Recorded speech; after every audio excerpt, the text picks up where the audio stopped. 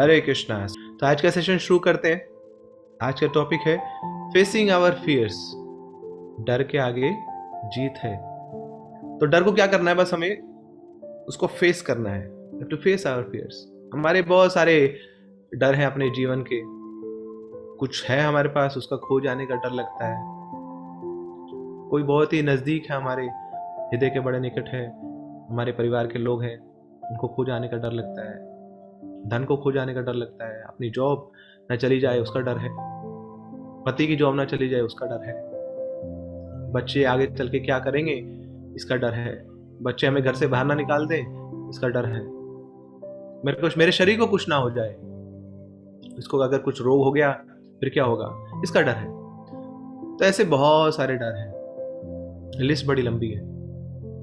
तो आज के सेशन में हम चर्चा करेंगे कि ये जो डर है ये आता कहां से है।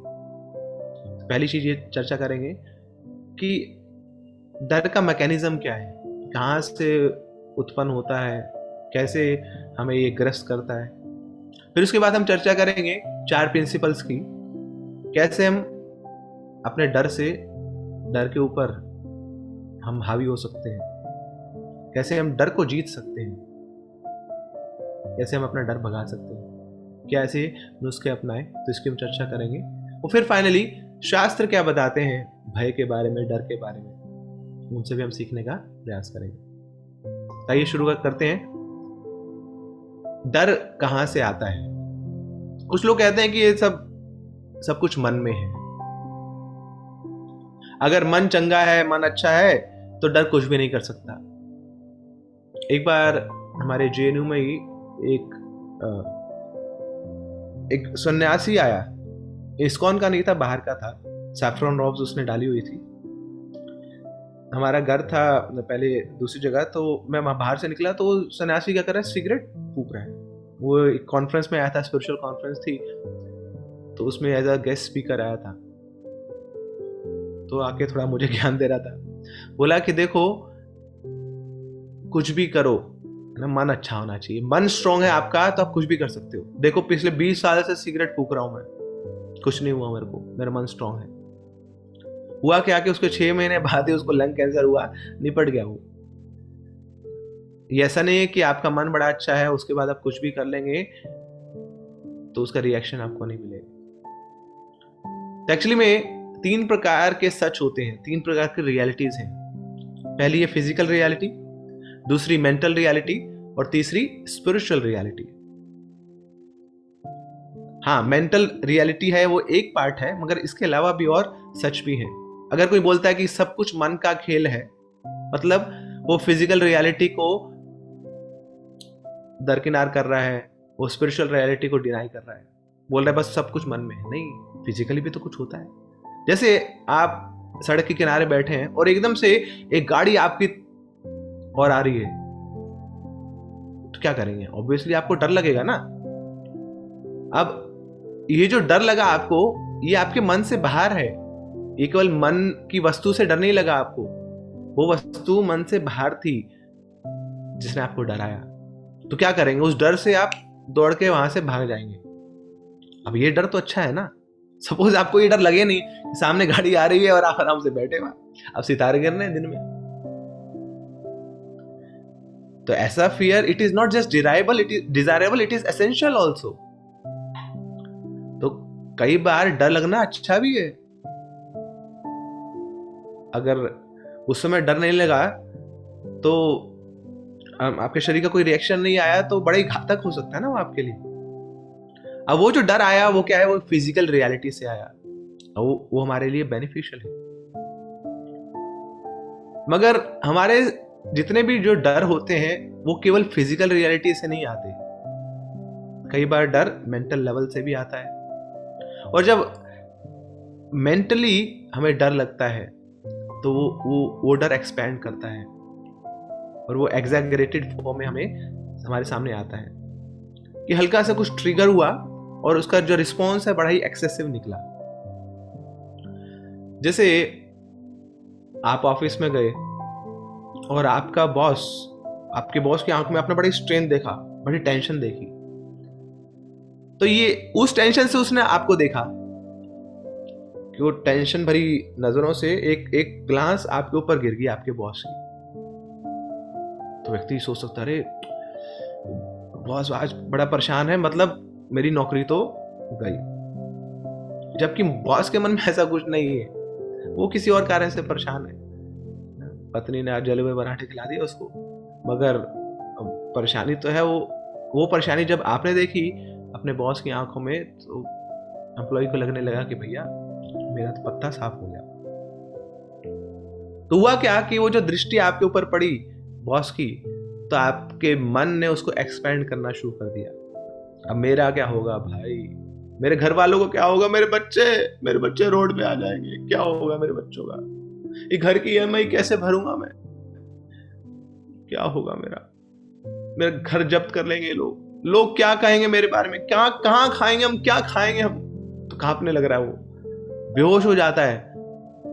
क्या सोच के बस एक दृष्टि पड़ी थी बॉस की, और उसके कारण मन ने इतना बड़ा ख्याली पुलाव बना दिया। वो तिरछी नजर ने कर दिया घायल उसको। अब क्या होगा उसका। तो एक्चुअली में सब कुछ मन में नहीं है, मगर सब कुछ मन से होके आ रहा है। जो भी हम एक्सपीरियंस करते हैं वो मन के द्वारा एक्सपीरियंस करते हैं। तो कुछ सिचुएशंस ऐसी हैं जहां पे डर हमारे लिए अच्छा है, there are like healthy fears. मगर काफी ऐसी सिचुएशंस हैं जहां डर की आवश्यकता नहीं है। क्यों? क्योंकि हो सकता है जो फिजिकल रियलिटी है वो आपके लिए डेंजरस नहीं है। जैसे उसका दृष्टिपात होना हमारे ऊपर, और बॉस का ग्लास आपके ऊपर पड़ना, वो डेंजरस नहीं है, मगर आपके मन ने उसको इतना बड़ा रिस्पॉन्स दे दिया। मन ने क्या किया, हमें सच से दूर ले गया। वो जो सही डिसीजन हम ले सकते थे वो हम नहीं ले पा रहे हैं उस स्थिति में। तब हमारा मन कैसे रिस्पॉन्ड करता है ये थोड़ा समझते हैं। हमारा मन एक सॉफ्टवेयर के समान है। जैसे कंप्यूटर में सॉफ्टवेयर होता है, हार्डवेयर होता है, और एक उसका यूजर होता है। तो mind is like a software, और ये जो बॉडी है दिस इज लाइक हार्डवेयर, और मैं जो आत्मा हूं, मैं इन सॉफ्टवेयर हार्डवेयर का यूजर हूं। अब जैसे बहुत सारे कंप्यूटर प्रोग्राम्स होते हैं, उसमें क्या होता है, ट्रिगर रिस्पॉन्स मैकेनिज्म होता है कि आप कुछ बटन दबाइए उसका रिस्पॉन्स आता है। जैसे कई बार कुछ दरवाजे होते हैं ना, तो आप बटन दबाइए तो दरवाजा खुल जाता है, फिर बटन प्रेस करिए दरवाजा बंद हो जाएगा। तो एक ट्रिगर है और उसका कुछ रिस्पॉन्स आ रहा है। अब ट्रिगर से रिस्पॉन्स कैसे आए, कई बार हमें दिखता नहीं है। ये जो कनेक्शन है बड़े कॉम्प्लिकेटेड होता है, मशीन के अंदर होता है, हम उसको देख नहीं पाते। मगर कई बार ये कनेक्शन खराब भी हो जाता है कि आपने बटन दबाया तो दरवाजा खुलने के बजाय दरवाजा बंद हो गया वहां पे। ऐसे ही कई बार हमारी लाइफ में कुछ ट्रिगर आया, मतलब बाहर से किसी ने कुछ बोल दिया या कुछ हमें डर लगा। अब हमारे मन में जो कुछ चल रहा है ना, उसके बेसिस पे हम उस ट्रिगर का रिस्पॉन्स देंगे। कुछ एक्शन हुआ आपके साथ, अब उसका रिस्पॉन्स कैसे होगा, उसका रिएक्शन कैसे होगा, आपके मन में क्या चल रहा है उसके बेसिस पे। अब मन में क्या चल रहा होता है हमारा, ये श्रीमद् भागवतम बताती है। Shrimad Bhagavatam 11th canto chapter 2 shloka 37। भयम द्वितीय अभिनिवेशत तस्य। भयम द्वितीय मतलब कुछ और। हमारा भय कैसे उत्पन्न होता है, डुअलिटी के कारण, कि जब हम डुअलिटी में फंस जाते हैं तब हमें डर लगने लग जाता है। तो एक्चुअली में देखिए, तो डुअलिटी तो हर जगह है, पूरा जगत डुअलिटी से भरा हुआ है। सर्दी है तो गर्मी भी है, सुख है तो दुख है, यश है तो अपयश है, सफलता है तो विफलता है। तो डुअलिटी तो हम कब से देख रहे हैं। मगर असली प्रॉब्लम डुअलिटी नहीं है। असली प्रॉब्लम है कि डुअलिटी से जब हम ऑब्सेस हो जाते हैं, वो डुअलिटी जब हमारे ऊपर हावी हो जाती है, तब हमें डर लगने लग जाता है, डर हमें पकड़ लेता है। तब मतलब कि डुअलिटी से हमें डर नहीं लगता है, बट जब उस डुअलिटी के एक पार्ट से हम आसक्त हो जाते हैं कि हाँ सुख और दुख है, मगर मेरे को सुख ही चाहिए बस, अच्छा और बुरा है मुझे अच्छा ही चाहिए, कुछ भी हो जाए मुझे अच्छा ही चाहिए, कुछ भी हो जाए मुझे बुरा नहीं चाहिए। तो इस डुअलिटी से जब हम ऑब्सेस हो जाते हैं, तो हमें डर लगता है। दूसरी भाषा में कहें तो fear is just the other side of desire. आपने इच्छा करी, आपकी इच्छा पूरी नहीं हुई तो आपको डर लगने लगेगा। भगवद गीता इसको बताती है काम उपभोग परमा। भगवद गीता में चैप्टर 16 श्लोक 11 में वर्णन आता है, चिंताम अपरिमेयाम च प्रलयांतम उपासितः काम उपभोग कर परमा एतावद इति निश्चितः। कि लोग सोचते हैं कि मेरी इच्छाएं पूरी हो जाए, बस काम उपभोग, मेरी जो इंद्रियां है उसका तर्पण मिल जाए मेरे को, यही मनुष्य जीवन का परम लक्ष्य है। पर ऐसा करते करते जीवन के अंत तक ये लोग चिंता में ही डूबे रहते हैं। यहाँ जैसे हम बताए प्रलय अंतम, जब तक उनका प्रलय ना आ जाए, जब तक उनका अंत ना आ जाए, हमेशा वो चिंतित रहते हैं। चिंताम अपरिमेयम, they are always in anxiety, they are always in distress. अब देखिए, सांसारिक भोग हमारे हाथ में नहीं है। जितना ज्यादा हम सोचते हैं कि यही सांसारिक भोग हमें आनंद दे सकते हैं, उतना ज्यादा हमें वरी होता है, उतना ज्यादा चिंता होती है। दे आर इमेजरेबल एंजाइटीज, अपरिमेयम। पैसा, पैसे के पीछे दौड़ रहे हैं लोग। Yes, money matters. जब पैसा हमसे दूर चला जाता है या हम पैसे से दूर चले जाते हैं तो it's a loss, and that loss is a problem. मगर अगर पैसा कुछ खो गया, इसका यह मतलब नहीं है कि आप खो गए। The money is lost, that does not mean that you are lost.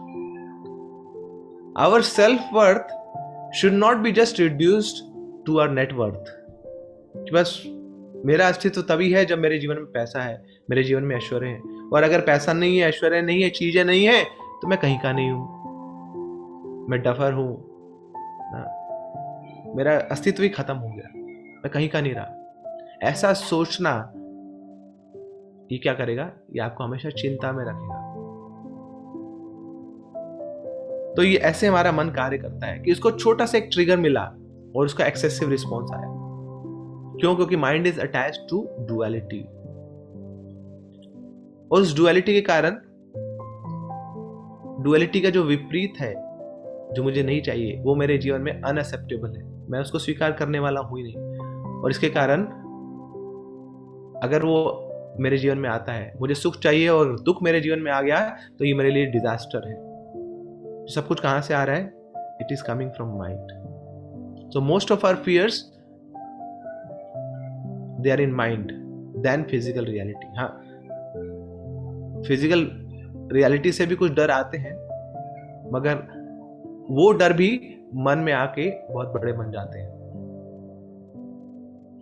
तो अगर हमें इन डरों को फेस करना है, इनका सामना करना है, तो हमें अपने आप को एक सही स्थिति में लाना पड़ेगा। तो जैसे हमने अभी चर्चा करी, 3 सच हैं: फिजिकल रियलिटी, मेंटल रियलिटी और स्पिरिचुअल रियलिटी। तो कई बार हमारी चेतना वो फिजिकल रियलिटी पे ही फंसी होती है, और कई बार मन के स्तर पे फंसी होती है। तो जब चेतना मन के स्तर पे फंसी होती है, तब सबसे ज्यादा डर लगता है। जैसे अर्जुन का वर्णन आ रहा है महाभारत में, तो अर्जुन को डर लग रहा है, युद्ध करने से डर लग रहा है, जबकि वो योद्धा है। अब योद्धा को तो पहले ही पता है कि युद्ध में क्या होने वाला है, मृत्यु भी हो सकती है, मगर उसके बावजूद अर्जुन डरे हुए हैं। उनकी निडरता खत्म हो गई। जो उनका साहस होना चाहिए, जो दिलेरी होनी चाहिए, वो नहीं है। तो एक्चुअली में ये जो साहस है, courage is not just absence of fear. Courage is presence of a purpose which is greater than fear. कि आपके जीवन में ऐसा कुछ लक्ष्य हो जो आपके डर से भी ऊपर हो, तो फिर आप हमेशा साहसी बने रहेंगे। कोई जीवन का कोई भी डर, दुनिया का कोई भी डर आपको डरा नहीं पाएगा। जैसे जो सैनिक लोग होते हैं उनके अंदर डर नहीं है, क्योंकि उनके जीवन का एक लक्ष्य है। हाँ, वो देश से प्रेम करते हैं, देश की रक्षा करना चाहते हैं, या यश प्रसिद्धि मिलेगा उससे प्रेम करते हैं, तो उनको डर नहीं है। So they have a mission in life, they have a purpose in life, तो इसलिए उनके जीवन में डर नहीं है। अब अर्जुन युद्ध स्थली में है, जानते हैं कि युद्ध होगा, इसके बावजूद इतना डर उनके ऊपर छाया हुआ है। वो पूरे सभा में, पब्लिक में रो रहे हैं युद्ध स्थली पे। अब जो योद्धा है उनको ट्रेनिंग दी जाती है भैया कि जो भी आपका पेन है वो पब्लिक में आपको दर्शाना नहीं है, मगर कुछ तो अर्जुन के साथ हुआ है जिसके कारण इतना उनको कष्ट हो रहा है। तो अर्जुन क्या बोलते हैं, सेनयोर उभयोर मध्य रथम स्थाप्यत में अच्युत, कि अच्युत, हे कृष्णा, मेरे रथ को दोनों सेनाओं के बीच में ले आओ। अब अर्जुन को ये डर नहीं है कि वो मारे जाएंगे, अर्जुन को ये भी डर नहीं है कि ये योद्धा मारे जाएंगे। अर्जुन को तो ये डर है कि पूरा वंश खत्म हो जाएगा, फिर इनके घर वालों की रक्षा कौन करेगा, इनके बच्चे अनाथ हो जाएंगे, अधर्म बढ़ेगा। when protectors are destroyed, then predators they replace protectors, तो ये प्रीडेटर्स पनप जाएंगे, दुष्ट अधर्मी लोग आ जाएंगे, तो फिर पूरा जो वंश है उसकी रक्षा कौन करेगा। तो ये डर है अर्जुन को। तो इस प्रकार इस डर के कारण वो बिल्कुल पेट्रिफाइड हो गए, पत्थर के समान हो गए। तो फिर भगवान श्री कृष्ण आते हैं, गीता का उपदेश देते हैं। तो अर्जुन के डर को दूर करने के लिए भगवान 4 उपाय बताते हैं, एक आइडिया देते हैं उनको, आइडिया, IDEA। तो ये एक्रोनिम है, डर को भगाने का एक्रोनिम है, भगवान आइडिया दे रहे हैं। तो आइडिया का I stands for identity. Identity, भगवान अर्जुन को उसकी असली आइडेंटिटी रिवील करते हैं। देखिए, हम डरते किस लिए हैं? डर लगता है शरीर के कारण, शरीर के कारण भय उत्पन्न होता है। कमल दल जल जीवन टलमल, ये जीवन टलमल हमेशा होता रहता है। पदम पदम यद विपदाम न तेषाम, हर पद पे एक नई विपदा तैयार है। किसके कारण है? शरीर के कारण है। आज यहाँ रोग है, आज कल इधर रोग है, कल उधर रोग है, कुछ ना कुछ रोग चलता रहता है। कभी हमें रोग है, कभी घर वालों को रोग है, कभी पड़ोसियों को रोग है। तो शरीर के कारण कष्ट मिलते हैं, शरीर के कारण डर लगता है, शरीर का दूसरे शरीर के साथ जो संबंध है उसके कारण डर लगता है। अब देखिए, जिन पंच महाभूत से शरीर बना है वही हमें मार सकते हैं। पृथ्वी, जल, अग्नि, वायु, आकाश, earth, water, fire, air and ether, ये पंच महाभूत से हमारा शरीर बना है, और ये पंच महाभूत हमें मार भी सकते हैं। पृथ्वी में जब भूकंप आता है, सुनामी आता है, जब जल में जब आग लग जाती है, जब हमारे शरीर की जो वायु है वो सही से चल नहीं रही है, तो इस प्रकार यही पंच महाभूत हमारे दुखों का कारण भी बनते हैं। तो भगवान बता रहे हैं अर्जुन को, अर्जुन, तुम अपने आप को शरीर मान रहे हो, तुम ये शरीर हो ही नहीं, तो ये शरीर तुम्हें कष्ट दे ही कैसे सकता है?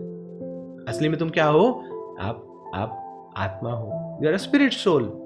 तो भगवान ने दूसरे अध्याय में कितने सारे श्लोक बताए, नैनम छिन्दन्ति शस्त्राणि, नैनम दहति पावका, न चैनम क्लेदयन्तापो, न शोषति मारुता, वासांसि जीर्णानि यथा विहाय, नवानि गृह्णाति नरोपराणि, तथा शरीराणि अव्याय जीर्णान्य अन्यानि संयाति नवानि देहि, न जायते म्रियते वा कदाचित्, नायं भूत्वा भविता वा न भूय, अजो नित्य शाश्वतोऽयं पुराणो, न हन्यते हन्यमाने शरीरे, देहिनो अस्मिन् यथा देहे, कौमारं यौवनं जरा, तथा देहान्तर प्राप्ति, धीरस्तत्र न मुह्यति, मात्र स्पर्शास्तु कौन्तेय, शीतोष्ण सुख दुःखदा, आगम पायिनो नित्य तान् तितिक्षुष भारत, अविनाशी तु तद्विति, येन सर्वम् इदं ततम्।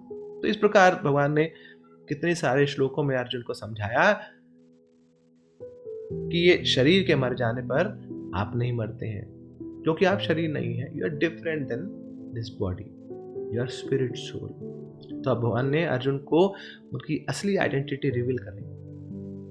तो अर्जुन ने जैसे ये सुना तो एश्योरेंस मिला अर्जुन को, अरे मैं युद्ध नहीं कर रहा हूं, I am just an observer. मैं इस स्थिति से परे हूं, मैं इस स्थिति से ऊपर हूं। जैसे आप हलवा बनाते हैं तो कढ़ाई में रख के आप सूजी लेते हैं, मीठा लेते हैं, ड्राई फ्रूट लेते हैं, उसका हलवा बनाते हैं। तो आप जो हलवा बनाने वाला है वो कढ़ाई से अलग है, वो कढ़ाई में कूद नहीं जाता है, क्या कर रहा हूँ, ये हलवा बना रहा हूँ। You are different than material. ऐसे ही हम कुछ कर्म कर रहे हैं इस संसार में, तो जो शरीर है वो इन्वॉल्व है उस एक्टिविटी में, मगर आप उस एक्टिविटी से अलग है, आप उस परिस्थिति से ऊपर हैं, क्योंकि आप आत्मा है, you are above the situation. तो इस प्रकार अर्जुन को एश्योरेंस मिला कि बेशक ये युद्ध होगा, बेशक बहुत सारे लोग मारे जाएंगे, मगर आत्मा तो अमर है, आत्मा शाश्वत है।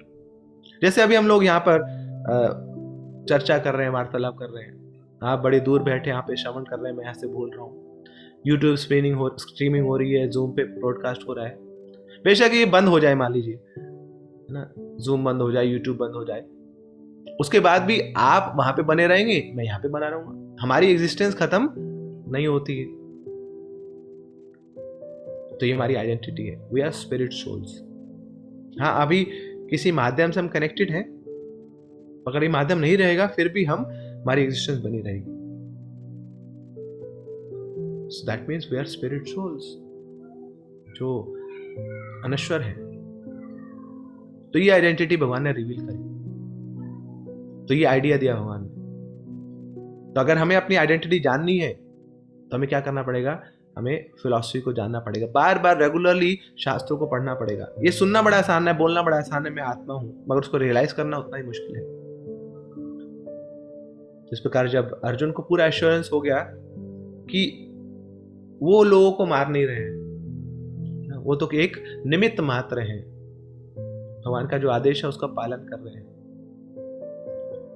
और ना तो किसी को मार सकते हैं, ना खुद कभी मर सकते हैं। तो ये एश्योरेंस जब मिला, ये कॉन्फिडेंस आया अर्जुन को अपनी आइडेंटिटी जानकर, तो उनका डर खत्म हुआ। अब दूसरा डर क्या है हमारे जीवन का? दूसरा डर यह है कि मैं कुछ चाहता हूं और मेरी बात पूरी ना हो, तो उससे मुझे डर लगता है। मैं घर में ताला लगा के गया हूं, पीछे चोर चोरी करके चला गया, सारा सामान लूट के चला गया, तो ये डर है। मेरे ग्रहों की स्थिति ठीक नहीं चल रही है, मेरे नक्षत्र कैसे चल रहे हैं, मेरी हाथ की रेखाएं क्या बताती हैं, इसका डर है। गवर्नमेंट की पॉलिसीज बदल ना जाए, उसका डर है। ऑफिस जाऊंगा, बॉस डांटेगा, टीचर डांटेगा, उसका डर है। मतलब जो चीजें मेरे नियंत्रण में नहीं है उससे मुझे डर लगता है। अरे बाकी चीजें क्या, ये शरीर मेरे नियंत्रण में नहीं है, परिस्थितियां मेरे नियंत्रण में नहीं है, मेरे नियंत्रण में है क्या? इसलिए हम हमेशा डर में रहते हैं। हमारी चिंता केवल एक ही है कि मेरा प्लान फ्लॉप ना हो जाए। My plan should not flop.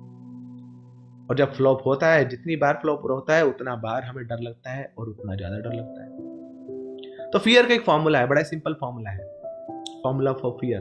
Fear is equal to Krishna's plan minus my plan.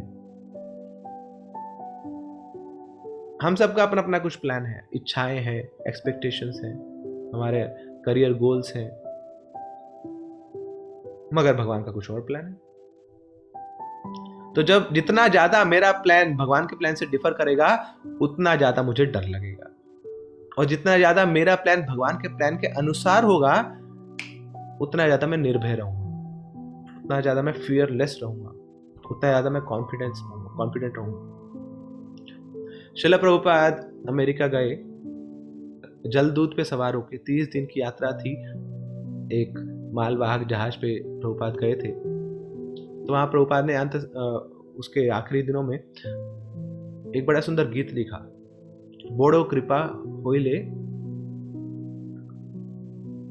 प्रभु, बोड़ो कृपा, कि बहुत बड़ी कृपा करिए भगवान आपने मेरे ऊपर। तो उसमें प्रभुपाद लिखते हैं, अथ च एने छो प्रभु कथा बोली बारे, जे तुम्हार इच्छा प्रभु करो ए बारे।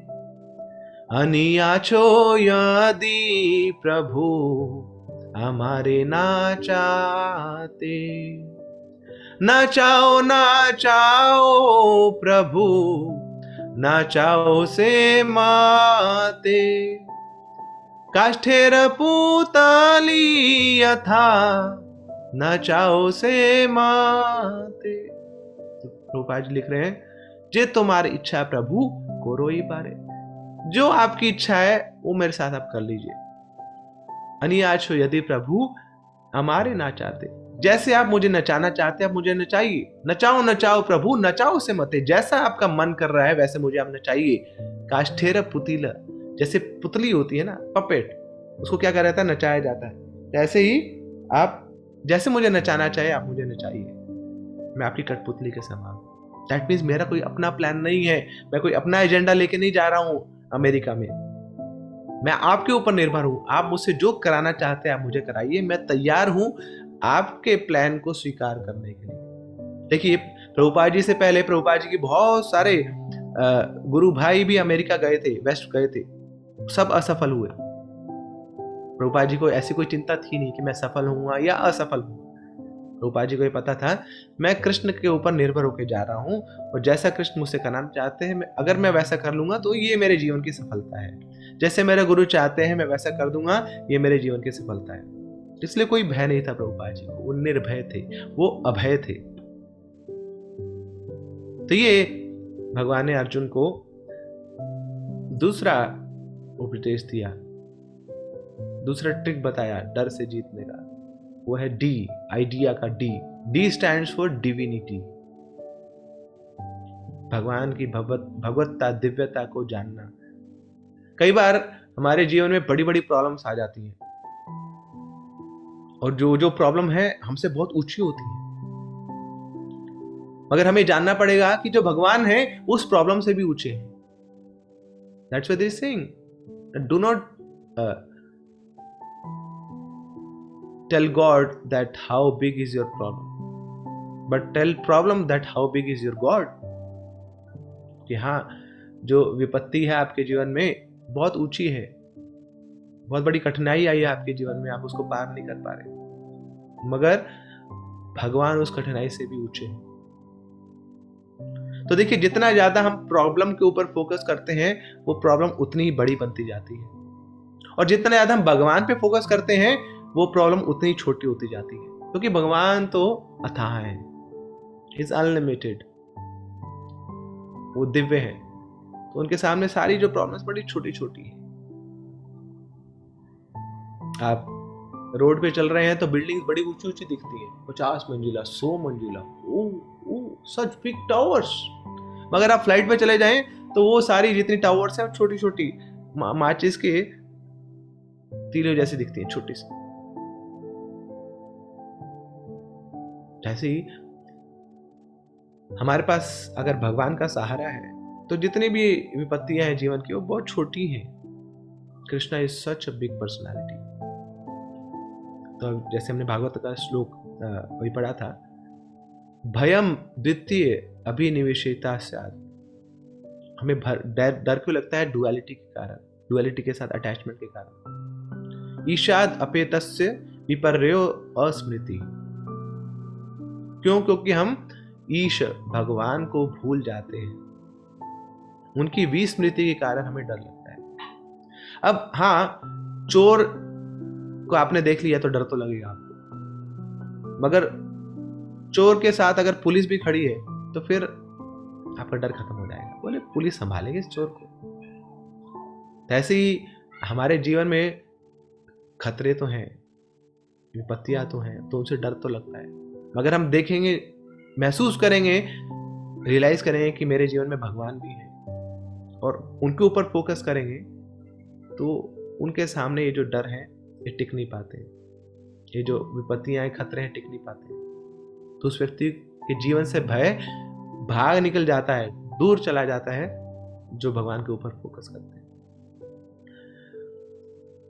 भगवान नरसिंह देव जब प्रकट हुए खंबे से तो बड़े सारे देवी देवता भी वहीं पे थे, तो वो देवी देवता भगवान नरसिंह देव की अच्छे से सही से सेवा पूजा कर नहीं पाए, बल्कि वो अभी भी घबराए हुए थे। इंद्र बोलता है कि मैं हिरण्यकशिपु से इतना घबराया हुआ था कि मैं भगवान नरसिंह देव की सही से पूजा नहीं कर पाया, क्योंकि उसके मन में बड़ा डर था। तो उस डर के कारण भगवान के ऊपर फोकस नहीं कर पाया, वो खतरे के ऊपर ही फोकस करता रहा। ये हिरण्यकशिपु महाराज, हिरण्यकशिपु जिनकी भौएं हिलाने से हमारा पूरा शरीर कंपन करता है, क्या कैसे अपने जीवन का यापन करेंगे हम। तो बैंड बजा होता था सारे देवी देवताओं का। तो इवन भगवान भी प्रकट हो गए, उसके बाद भी वो डर बना रहा। तो किस पे फोकस कर रहे थे? वो डेंजर्स पे फोकस कर रहे थे, भगवान के ऊपर फोकस नहीं कर पाए। मगर दूसरी तरफ है प्रहलाद महाराज, जिनको कभी डर नहीं लगा, हिरण्यकशिपु से डर नहीं लगा, हिरण्यकशिपु के जितने भी पनिशमेंट थी उससे डर नहीं लगा। अब हिरण्यकशिपु का खतरा इंद्र से ज्यादा प्रहलाद को था, मगर प्रहलाद महाराज कभी डरे नहीं। तो क्यों? क्योंकि प्रहलाद महाराज फोकस कर रहे थे हमेशा भगवान के ऊपर। चाहे हिरण्यकशिपु था या हिरण्यकशिपु नहीं था, चाहे हिरण्यकशिपु सुख दे रहा था या दुख दे रहा था या कष्ट दे रहा था, प्रहलाद महाराज हमेशा भगवान के ऊपर फोकस कर रहे थे। इसलिए ऐसा कभी भी कोई ऐसी स्थिति नहीं आई थी जिसमें वो भगवान का स्मरण भूले हो। तो ये भगवान की डिविनिटी को हमेशा याद रखना है, भगवान की दिव्यता को हमेशा याद रखना है। भगवान हर क्षण हमारे साथ है, क्योंकि सुहृद है ना हमारे वो। भोक्तारम एक तपसाम सर्वलोक महेश्वरम सुहृदम सर्वभूतानाम। Krishna is our top most well wisher, और उनका हमारे जीवन में बड़ा सुंदर प्लान है, मगर कई बार हम उस प्लान को रिवोल्ट करते रहते हैं, उसको स्वीकार नहीं करते हैं, इसलिए हमारे जीवन में डर बना रहता है। तो अगर भगवान को अपना सुहृद मानकर, उनको अपना हितैषी मानकर उनके जो प्लान्स अपने जीवन में अपना लेंगे, तो डर का कोई स्थान नहीं है जीवन में। भगवान हमारे साथ जो कर रहे हैं वो एप्रोप्रिएट कर रहे हैं, दी बेस्ट कर रहे हैं, उससे अच्छा कुछ हो नहीं सकता। बार बार बोलता रहे मेरे साथ बहुत गलत हो रहा है, मेरे साथ ऐसा क्यों नहीं हुआ, मेरे साथ ऐसा हो जाता काश। तो जैसे ही हम ये बोलते हैं, दैट मीन्स कि हम भगवान के प्लान को स्वीकार नहीं कर रहे हैं, इसलिए जीवन में डर है। तो ये भगवान की दिव्यता हमें स्वीकार करनी है। कुछ लोग बोलते हैं कि देखिए, किसी के पास अगर गुण नहीं है तो ऐसा व्यक्ति बहुत ही गिरा हुआ है। केचित वदंती गुणहीन जनो जगन्या, केचित वदंती धनहीन जनो जगन्या, व्यासो वदति अखिल वेद पुराण वेत्ता, नारायण स्मरणहीन जनो जगन्या। तो कुछ लोग बोलते हैं कि जो गुणहीन है ऐसे लोग बड़े गिरे हुए हैं, निकृष्ट हैं। कुछ बोलते हैं जिनके पास धन नहीं है, जो निर्धन है, ऐसे लोग बड़े निकृष्ट हैं। मगर व्यासदेव जी जो क्या है, अखिल वेद पुराण वेता, सारे वेद पुराणों के जो लेखक हैं, संयोजक हैं, वो क्या बता रहे हैं?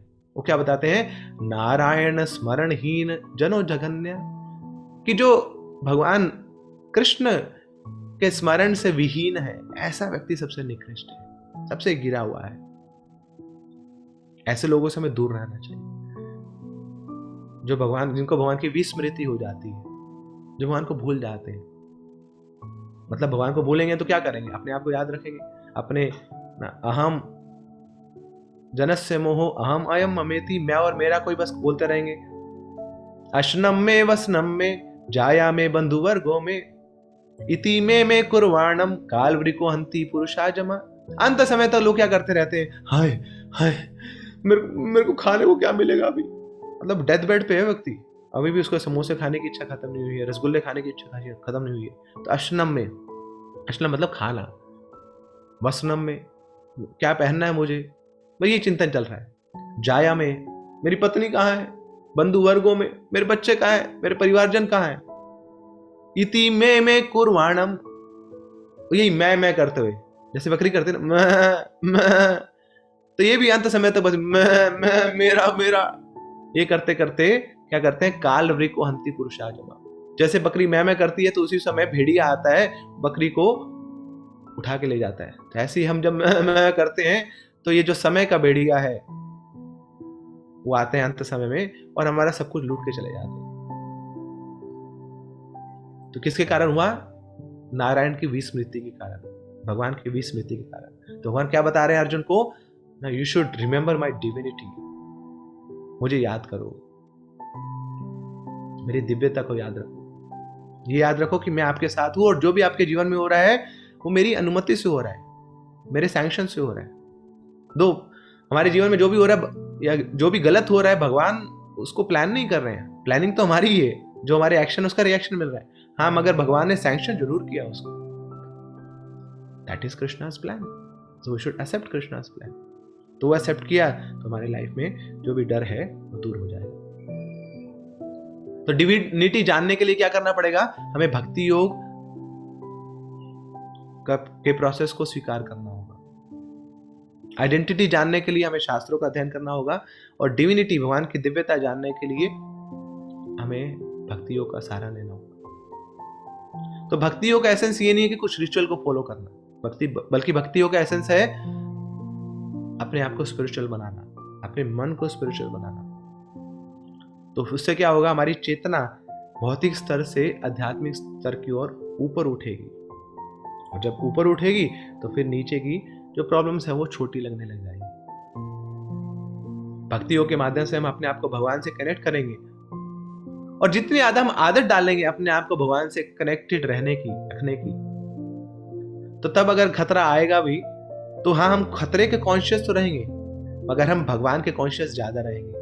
और अगर हम भगवान के कॉन्शियस रहे तो फिर खतरों का सामना करना तो बहुत आसान हो जाएगा। भगवान हमें शक्ति देंगे, अब हम भगवान के पर्सपेक्टिव से उन खतरों को देखेंगे और जान पाएंगे कि खतरा मेरे ही अपने कर्म है, मुझे इसको स्वीकार करना है, मुझे इसका सामना करना है। This is called divinity. So D stands for divinity. तभी भगवान का आइडिया चल रहा है। So I stands for identity, D stands for divinity, and then E stands for energy. देखिए, हम सबके पास कुछ ना कुछ शक्ति है, कुछ एनर्जी है, मगर ये एनर्जी बड़ी मिस्टीरियस होती है। जैसे अभी आप कुछ कार्य करने के लिए बड़े ही एंथुजियास्टिक हैं, दैट मीन्स वो जो एनर्जी है ना, वो पूरी फैली हुई है आपके पूरे शरीर में, कुछ करना चाहती है। मगर कोई व्यक्ति आया और आपको कुछ अपशब्द बोल के चला गया, आपके बारे में कुछ उल्टा सीधा बोल के वो चला गया, तो क्या होगा? वो सारी एनर्जी फुस, जैसे गुब्बारे में सुई मार दो किसने, खत्म। तो अभी बिल्कुल तैयार बैठे थे आप, बड़ा ही आपके पास एक इंस्पिरेशन था, एंथुसियाज्म था कार्य करने का, बट अभी क्या हुआ? बस एक शब्द बोलने से वो सारी एनर्जी पता नहीं कहाँ चलेगी। तो बड़ी मिस्टीरियस है हमारी एनर्जी। तो एक्चुअली जो एनर्जी हमारे पास है, ये कॉम्बिनेशन है हमारी फिजिकल एनर्जी का प्लस हमारी मेंटल एनर्जी का। तो ऐसे नहीं कि केवल बस मेरी जो फिजिकल स्ट्रेंथ है वही मेरी शक्ति है, हमारे पास मेंटल एनर्जी भी होती है। अब आप कोई व्यक्ति है, वो कार चलाना चाहता है,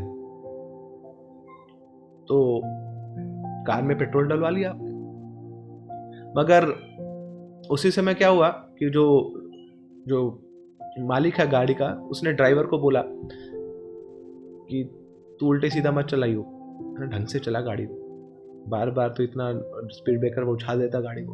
अब ड्राइवर बड़ा मायूस हो गया, उसका मन ही नहीं कर रहा गाड़ी चलाने। तो गाड़ी में फिजिकल एनर्जी तो है पेट्रोल के माध्यम से, मगर अब उस ड्राइवर के पास वो मेंटल एनर्जी नहीं है। वो जो ड्राइवर जो सोर्स है कार के मोशन का, कार को आगे बढ़ाने का, अब वो शक्ति विहीन हो चुका है। तो ऐसी हमारी एनर्जी का एक फिजिकल कंपोनेंट होता है और एक मेंटल कंपोनेंट होता है। कई बार जब व्यक्ति डिप्रेस हो जाता है तो क्या एक कोने में बैठा हुआ एक जगह, बस बिल्कुल एग्जॉस्टेड है, वो कुछ करने का उसका मन नहीं कर रहा। These person they are exhausted of being exhausted. इतना वो त्रस्त हो चुके अपने जीवन से कि त्रस्त से त्रस्त हो चुके हैं। उनका बेड भी बोलता है, they are not sick but their bed become sick of them. क्यों? बेड भी बोलता, बेटा तू निकल जा यहाँ से, तेरे को नहीं बिठा सकता, तू इतना पगला चुका है, तेरा साथ ले लेके मेरा दम घुट रहा है। तो फिजिकल एनर्जी तो है मगर मेंटल एनर्जी नहीं है, इंटरनल एनर्जी नहीं है। अभी इंटरनल एनर्जी कहां से आती है? देखिए, soul is the source of consciousness.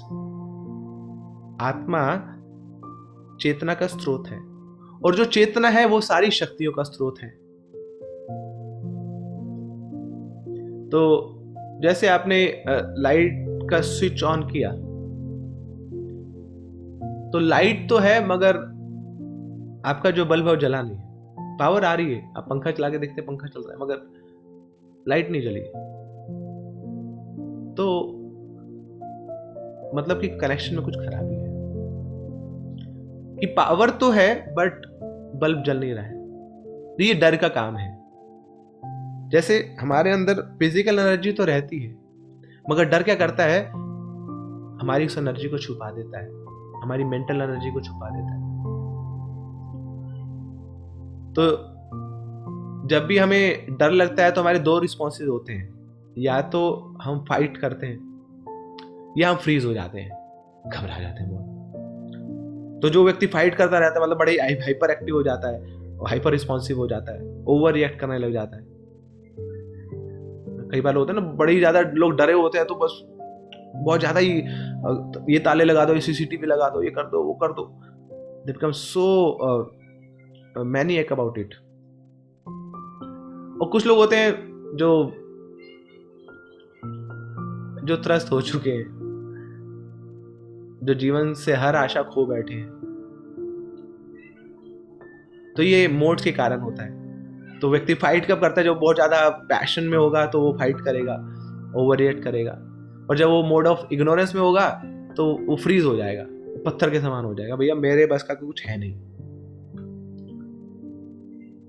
अब ऐसा होता क्यों है? जैसे कहीं पे आग लगी, तो आग लगने से जो खतरा है वो उतना खतरा नहीं है जितना उस आग के कारण जो जो र्यूमर फैला और जो स्टैम्पीड होगी उससे जो खतरा है।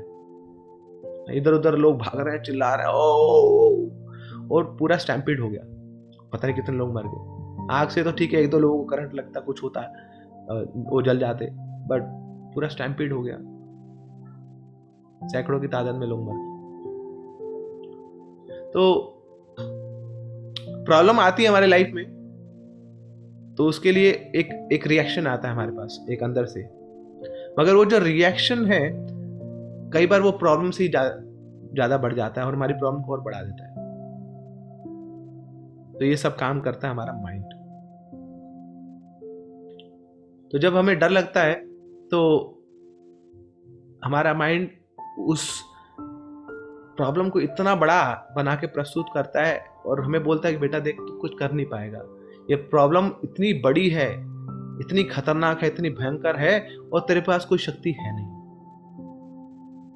इस प्रकार हमें शक्ति विहीन, हमें पावरलेस महसूस कराता है हमारा मन। तो मन दिखाता है कि बेटा तू कर क्या लेगा, तू कुछ नहीं कर सकता, तेरे हाथ में कुछ है ही नहीं। तो उस समय एक प्रश्न हमें पूछना चाहिए अपने आप से कि अगर मुझे जानना है कि उस समय मेरे पास शक्ति है या नहीं, तो ये प्रश्न पूछना चाहिए। देखिए, स्थिति बड़ी खराब है, अभी मेरी लाइफ में बहुत ज्यादा प्रॉब्लम आई हुई है, बट क्या मैं कुछ ऐसा कर सकता हूं ताकि इस प्रॉब्लम को मैं और बढ़ा दूं? अभी बद है, इसको बद से बदतर बना दूं। अभी वर्ष है, इसको मैं वर्ष बना दूं। ऐसा कुछ कर सकता हूं? मेरे पैर में फ्रैक्चर हुआ है, बहुत बड़ी प्रॉब्लम है, मैं चल नहीं पा रहा हूं, 3 हफ्ते तक ये प्लास्टर लगाना पड़ेगा। इसको मैं कुछ और बिगाड़ सकता हूँ स्थिति को? हाँ, बिल्कुल बिगाड़ सकता हूँ। दूसरे पैर का फ्रैक्चर कर देता हूँ, या हाथों का फ्रैक्चर कर देता हूँ। हाँ, अगर इसका उत्तर हाँ है, और ये उत्तर हाँ ही रहेगा, हमेशा हाँ ही आएगा इसका आंसर। देखिए, चाहे चीजें कितनी खराब क्यों ना हो जाए, उसको बिगाड़ने की शक्ति हम कभी खोते नहीं है। If the situation becomes worse, still we always have the power to make them worst. तो अगर इसका मतलब ये है कि आपके अंदर शक्ति है, तो अगर मेरे अंदर चीजों को बिगाड़ने की शक्ति है, तो मेरे अंदर चीजों को सुधारने की शक्ति भी है। That means I am not powerless.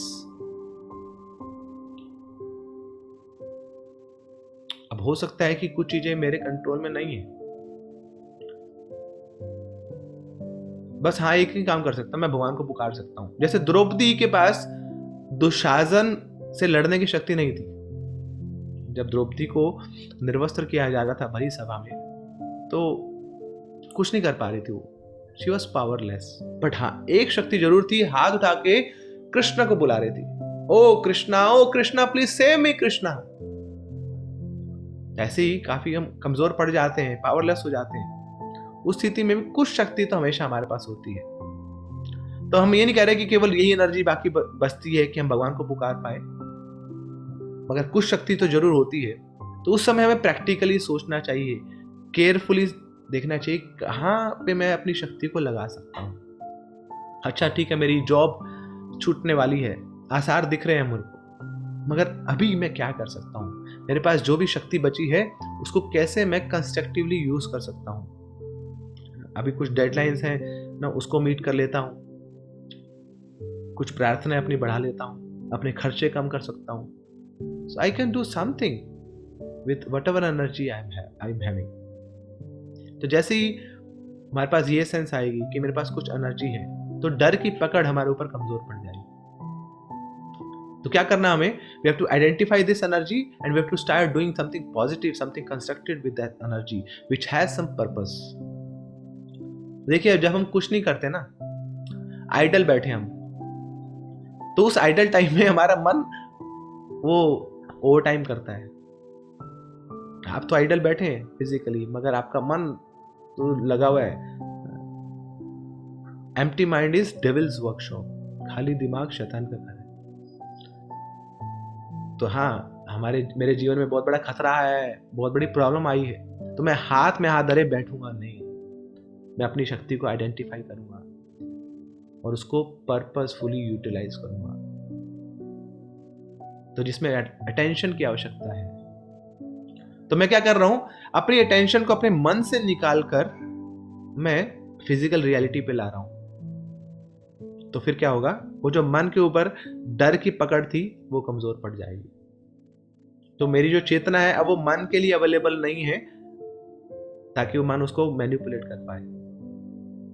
तो हमें क्या करना है? अपनी शक्ति को आइडेंटिफाई करना है ऐसे विपत्ति के समय में, और उस शक्ति को यूटिलाइज करना है कंस्ट्रक्टिव पर्पस के लिए। कुछ काम करना है, कुछ एक्टिविटी करनी है। तो डर हमें कंट्रोल करता है हमारी चेतना को मन में जकड़ कर रखकर। तो चेतना अभी मन में है और डर वहां पे बैठ गया है। तो अगर हम अपनी चेतना को अपने मन से बाहर निकालते हैं, किसी एक्टिविटी में लगाते हैं, तो हम मन के चंगुल से बाहर हो पाएंगे और हम डर से ऊपर जा पाएंगे। इसलिए भगवान गीता में बताते हैं, मच्चित्ता सर्व दुर्गाणी मत प्रसादात् तरिष्यसि। अपना चित्त मुझ में लगाओ और तुम मेरी कृपा से सारी बाधाओं को पार कर पाओ। तो दुख के समय में तो भगवान का स्मरण निश्चित रूप से होना चाहिए। तब कई बार हम बिल्कुल निराश हो जाते हैं, कई बार भगवान से क्रोधित हो जाते हैं। तो इस समय ऐसा नहीं करना हमें। उस समय तो हमें बिल्कुल आवश्यकता है भगवान के भक्तों की, उनके ऊपर आश्रित होने की, अपनी एनर्जी को पॉजिटिव दिशा में लगाने की। So this is E stands for energy. Okay, तो ये भगवान आइडिया दे रहे हैं अर्जुन को कैसे डर भगाना है। तो आइडिया का आई stands for identity, D stands for divinity, E stands for energy. और फिर चौथा भगवान अर्जुन को बताते हैं ए स्टैंड्स फॉर अटैचमेंट। कि अर्जुन, तुम अपनी आसक्तियों से ऊपर उठो। श्रील प्रभुपाद बताते हैं, attachment is the root cause of all misery. आसक्ति ही सब दुखों की जड़ है। गरुड़ पुराण में बड़ा सुंदर वर्णन आता है, यत्र स्नेह भयम तत्र स्नेह दुखस्य भाजनम स्नेह मूलानि दुखानि तस्मिन् त्यक्ते महत सुखम। यत्र स्नेह भयम तत्र, कि जहां पे भी स्नेह है, जहां पे भी अटैचमेंट है, वहां पे निश्चित रूप से डर रहेगा। स्नेह दुखस्य भाजनम, और ये स्नेह क्या है? दुख का कारण बनता है। स्नेह मूलानि दुखानि, बल्कि केवल कारण नहीं बनता है, ये तो मूल है। Attachment is a root cause of all misery तस्मिन् त्यक्ते महत सुखम। जो इस स्नेह को, जो इस आसक्ति को त्याग देता है, वो सबसे ज्यादा सुखी रहता है। एक बहुत सुंदर वैराग्य शतकम आता है, उसमें इस श्लोक का वर्णन आता है। भोगे रोग भयम। जो भोगी व्यक्ति है उसको रोग से डर लगता है। आज रसगुल्ले हैं प्रसाद में, बड़े अच्छे लग रहे हैं आपको, तो 2 से पेट नहीं भर रहा, 4 खा लिए, उससे भी पेट नहीं भर रहा, 10 रसगुल्ले खा लिया, तो खा तो लिए, बड़ा मजा आया, मगर आधे घंटे बाद डर लगेगा कि कल सुबह क्या होगा मेरा, पेट में क्या क्या गड़बड़ियां होंगी, कॉन्स्टिपेशन हो जाएगी, स्टूल पास होगा नहीं होगा, कैसे होगा, तो डर लग रहा है। भोग में रोग का डर है। कुले च्युतिभ्यम। जो अच्छे कुल के लोग हैं उनको गिरने का डर लगा रहता है कि कुछ ऐसा मैं गलत ना कर बैठूं, मेरे कैरेक्टर पे कोई सवाल उठा दे। तो कुले च्युतिभ्यम। वित्ते निपालाद्भ्यम, कि जिनके पास बहुत ज्यादा धन है, जो राजा के समान है, उनको दूसरे राजाओं से डर है कि आक्रमण ना कर दे मेरे ऊपर, लूटपाट ना कर दे। माने दैन्य भयम, कि जिनके पास बहुत मान सम्मान है, उनको डर लगता है कि कोई हमारे मान पे चोट ना पहुंचा दे, हमारी प्रेस्टीज को हम खो ना दें, अपयश ना आ जाए हमारे जीवन में।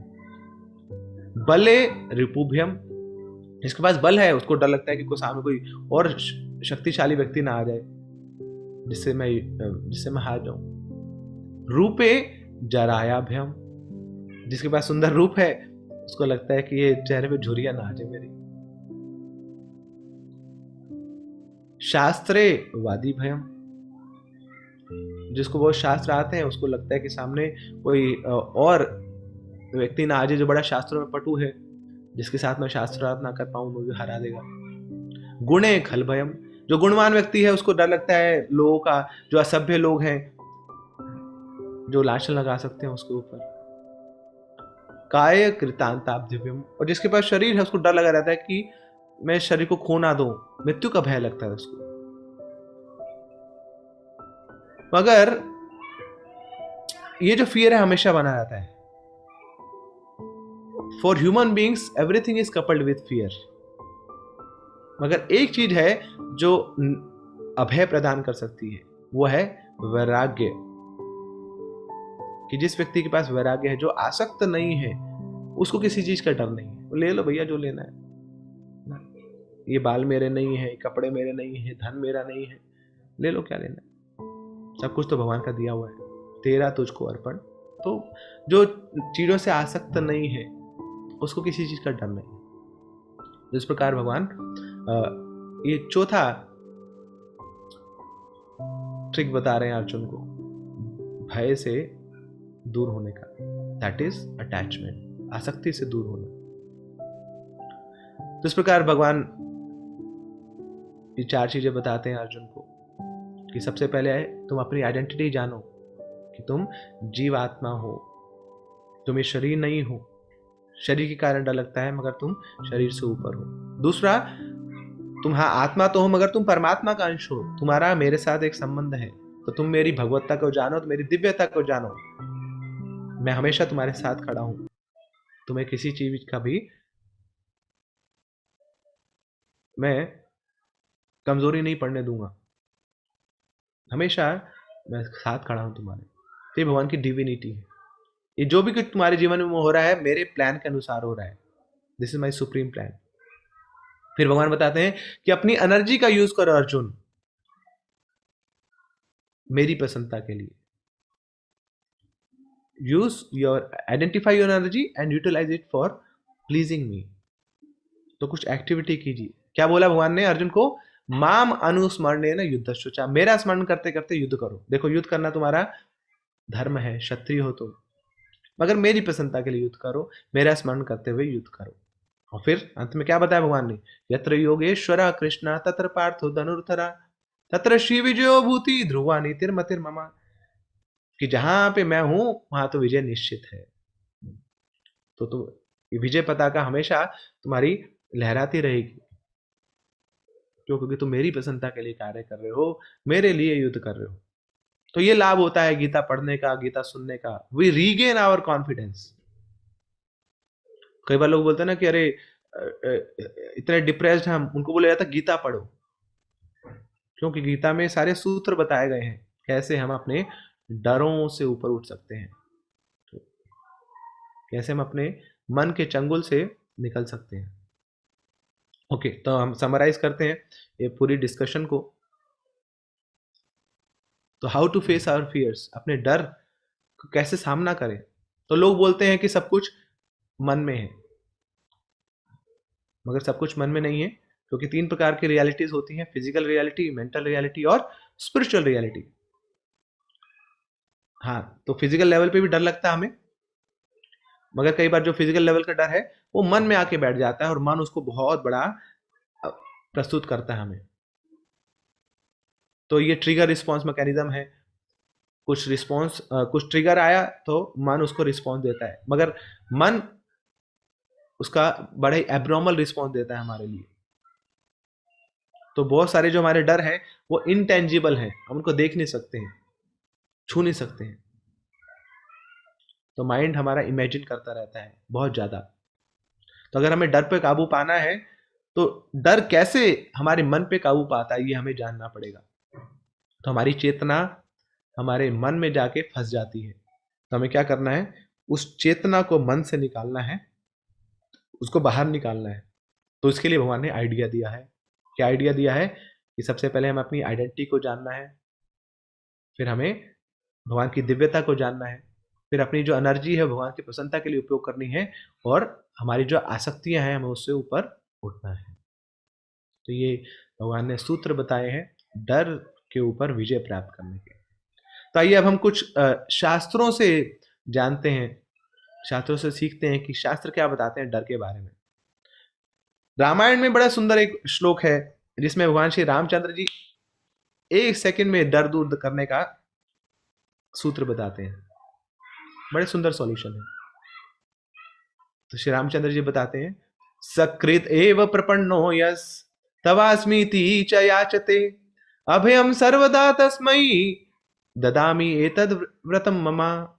सकृत, सकृत मतलब होता है ओनली वंस, एक बार क्या कर दो, एव प्रपन्नस, तुम मुझे शरणागत होके एक बार बोल दो, तवास्मीति च याचते, कि ओ Shri Ramchandra ji I am yours, हे भगवान मैं आपका हूं, मैं आपके शरणागत हूं, मैं आपका दास हूं। बस एक बार ऐसा बोल दीजिए। वहां क्या बोलते हैं, अभयम सर्वदा तस्मै, उस व्यक्ति को मैं अभय प्रदान कर देता हूं। बस एक बार बोलने से। वहां बोलते डाउट है क्या, ददामी एतद व्रतम ममा, ये मेरा व्रत है। आई टेक दिस वो that I give fearlessness to that person who just once surrenders to me and calls out my name। इस प्रकार अगर हम भगवान का नाम लेंगे उनको शरणागत होके, तो ऐसे व्यक्ति के हृदय में कभी कोई डर रहता नहीं है। जो भगवान का नाम ले रहा है, हरि नाम ले रहा है, तो डर तो कोसों मील दूर भाग जाता है उस व्यक्ति से। मगर कैसे नाम लेना है, भगवान पे शरणागत होके। फिर आगे श्रीमद् भागवतम क्या बताती है डर के बारे में। 177 बड़े प्रसिद्ध श्लोक है ये। यस्याम वैशूयमाणायाम कृष्णे परम पुरुषे भक्तिरुत्पद्यते पुंसाम शोक मोह भयापह। कि जो वो लोग जो अपने कर्ण भगवान की कथाओं में लगा के रखते हैं, भगवान के भक्तों का आश्रय लेते हैं, तो ऐसे उनके जीवन में क्या होता है, शोक मोह भयापह। उनके जीवन का शोक, मोह और भय सब भस्म हो जाता है। क्या करना है, केवल we have to just give oral reception to hearing this Vedic literature. अपने कर्णों को देना है भगवान की कथाओं को सुनने के लिए, और हृदय का सारा जो भय है, जो भी मल है, जो भी अभद्र है, सब नष्ट हो जाएगा। गीता में भगवान ये बताते हैं। देखिए हमारे जीवन में 3 दुख आते हैं। पहला कि हमें कुछ चाहिए, मोह है, अटैचमेंट है। दूसरा कि कुछ ना मिला हमें, तो उसके कारण शोक होता है। और हाँ, कुछ मिल गया, अब वो खो ना जाए, उसका भय है। तो शोक मोह और भय। तो गीता बताती है वीतराग भया क्रोधा स्थित धीर मुनि उच्चते, कि जो व्यक्ति इन शोक मोह और भय से ऊपर उठ जाते हैं तो स्थित धी मुनि कहलाते हैं, स्थिर मुनि कहलाते हैं। तो शिल प्रभुपाद हमें ऐसे मुनि बनने के लिए, ऐसे भक्त बनने के लिए प्रेरित करते हैं। That means we have to come out of our lamentation, we have to come out of our hankering, and we have to come out of our attachment. Bhagavad Gita 1835 में वर्णन आता है कि जब मन अज्ञानता से प्रभावित होता है तो उसका एक ही परिणाम है, वो है भय। दैट मीन्स जब हम अज्ञानता से ज्ञान की ओर जाते हैं तो हमारा डर दूर होता है। इसलिए हमें शास्त्रों का अध्ययन करना चाहिए। शास्त्रों के अध्ययन से हमारी अज्ञानता दूर होती है, हमारा अंधकार दूर होता है। ओम अज्ञान तिमिरांधस्य, हम अज्ञानता से ज्ञान की ओर जाते हैं। डर कहाँ लगता है? जब जहां अंधेरा होता है ना, वहां पे डर लगता है। लाइट जला दी आपने तो डर गया। तो ऐसे ही अपने जीवन में जब हम आध्यात्मिक ज्ञान का प्रकाश, वो दीपक जलाते हैं, तो फिर ये जो डर रूपी अंधकार है चला जाता है। फिर आगे चलकर गीता महात्म्य में बड़ा सुंदर वर्णन आता है। गीता शास्त्रम इदम पुण्यम यह पठेत प्रयता पुमान विष्णु पदम अवापनोति भय शोक आदि वर्जिता। गीता शास्त्रम इदम पुण्यम यह पठेत प्रयता पुमान। पुमान मतलब होता है प्रयता। प्रयता मतलब प्रयास करके। तो जो प्रयास करके, एंडेवर करके गीता को पढ़ता है तो क्या होता है? विष्णु पदम अवापनोति, वो भगवान की ओर आगे बढ़ता है। उसके जीवन में भय शोक आदि वर्जिता, उसके जीवन का सारा भय दूर हो जाता है। लास्टली गोविंद दास, बड़े सुंदर एक उन्होंने एक गीत लिखा है। भजहु रे मन श्री नंद नंदन अभय चरणार विंद रे। भजहु रे मन श्री नंद नंदन अभय चरणार विंद रे। You will become fearless. अभय चरणार विंद रे। क्या करना है? भगवान के चरणों का आश्रय लेना है। नंद नंदन के चरणों का अगर आपने आश्रय ले लिया तो क्या हो जाएंगे? आप अभय हो जाएंगे। इस मनुष्य जीवन की जो नाव है, इसका सहारा लेकर आप इस भव सागर को पार कर पाएंगे। समाशिता ये पद पल्लव प्लवम महत पदम पुण्य यशो मुरारी भवाम्बुधि वत्स पदम परम पदम पदम पदम यद विपदाम न तेषाम। इस भौतिक संसार में तो हर पद में एक विपदा तैयार है। पदम पदम यद विपदाम न तेषाम। मगर हमें क्या करना है? समाश्रिता ये पद पल्लव प्लवम, भगवान के चरणों का आश्रय लेना है। पल्लव, पल्लव क्या होता है? बड़े सॉफ्ट है भगवान के चरण कमल। जैसे कली होती है ना, फूल की कली, जब ये फूल अभी निकलना शुरू हुआ है तो बड़ी टेंडर, बड़ी सॉफ्ट होती है। तो ऐसे भगवान के चरण कमल है, बड़ी सॉफ्ट। और क्या कर सकते हैं भगवान के चरण कमल? सनातन गोस्वामी बताते हैं वो आपकी सारी इच्छाओं को पूर्ण कर सकते हैं। वो डिजायर ट्री के समान है। और बड़े बड़े महान भक्त नारद मुनि जैसे भी भक्त भगवान के चरणों का आश्रय लेते हैं। जो खुद दूसरों को आश्रय दे सकते हैं वो भगवान के चरणों का आश्रय लेते हैं। तो ऐसे भगवान के चरणों का अगर आश्रय हम ले तो फिर क्या होगा? ये जो पूरा भौतिक संसार है, जो विपत्तियों से भरा हुआ है, ये सब सूख जाएगा। ये पूरा संसार सागर, भव सागर सूख जाएगा और बड़ी आसानी से हम इसको पार कर पाएंगे। अब भगवान के चरण कमल का आश्रय कैसे मिलेगा हमें? वो कौन देगा? वो देंगे अभय चरणारविंद ऐसी भक्ति वेदांत स्वामी श्रील प्रभुपाद, कि जिन्होंने भगवान के चरणों का आश्रय लिया हुआ है। प्रभुपाद जी का क्या नाम है? अभय चरण। वो भगवान के चरणों का आश्रय लिया हुआ है। तो अगर हम श्रील प्रभुपाद के चरणों का आश्रय ले लेंगे तो हमें भगवान के चरणों का आश्रय का फल मिल जाएगा और हमारे जीवन से सारा भय वो दूर हो जाएगा। इस प्रकार अगर हम प्रभुपाद जी के इस मिशन में लगे रहें, सेवा में लगे रहें, प्रभुपाद जी की इच्छाओं को की पूर्ति हेतु, अपने गुरु की इच्छाओं की पूर्ति हेतु, दैट मीन्स हमें कोई डर लगने वाला नहीं है। हम डर से मुक्त हो जाएंगे, हम भय से मुक्त हो जाएंगे। तो एक दास का स्थान तो भगवान के चरणों में होता है। इसलिए भक्त जब भगवान का दर्शन करते हैं तो क्या करते हैं? उनके चरणों से दर्शन करते हैं। वही दास का स्थान है। तो भजऊ रे मन श्री नंद नंदन अभय चरणारविंद रे। शिला प्रभुपाद अभय थे, कोई डर नहीं था उनको। 70 साल की उम्र में अमेरिका चले गए Prabhupada, no fear at all. ऐसे हमारे जीवन से भी सारा भय, सारा डर सब दूर हो जाएगा अगर हम प्रभुपाद जी के मिशन में निष्ठा से, श्रद्धा से लगे रहेंगे, उनकी सेवा हेतु, उनके मिशन को बढ़ाने के लिए सच्चे मन से हम सेवा करेंगे, तो निश्चित रूप से हम भी निर्भय होंगे, हमें भी निडरता मिलेगी, हम भी साहसी बनेंगे, हम भी वीर बनेंगे और अपने डरों को जीत पाएंगे। हरे कृष्णा।